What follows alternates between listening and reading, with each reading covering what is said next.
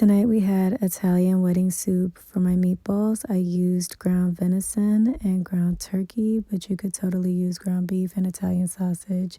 Then for my produce, I have garlic and onion, parsley, and some basil. And then I also have some Parmesan cheese and some Italian breadcrumbs.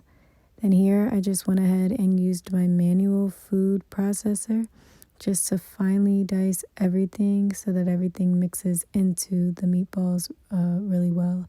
Here I'm just going to add the ground meat into the bowl, and then I'm going to add in a few eggs, add in those veggies, and then I'm going to add some breadcrumbs, and then I'm going to grate in some of that Parmesan cheese and then season it with everything you see on the screen.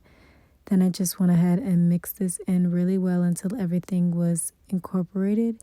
Then I got a baking sheet and scooped out all my meatballs, about 1 tablespoon. Then I went ahead and got some celery, carrots, and spinach, and then I washed everything really well. And then I used my other chopper just to cut everything into a nice dice. And I also added some garlic to this mix. And then I just removed the stems from my spinach and I set this all aside.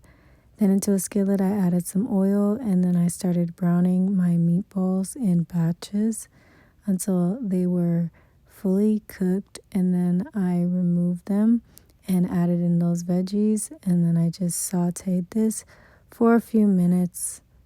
And then I added them into a pot. And this pot actually ended up being too small, so I had to get a bigger one. But then I added in some water. And then once this was simmering, I seasoned it with everything you see on the screen. And then once that was simmering for a little bit, I added in some orzo pasta. And then I'm just going to mix that around and let that cook for a few minutes. Then I add in my spinach and turn it off. And then I'm just going to serve it up. And there you have it. Hope you guys enjoy. If you try it, let me know.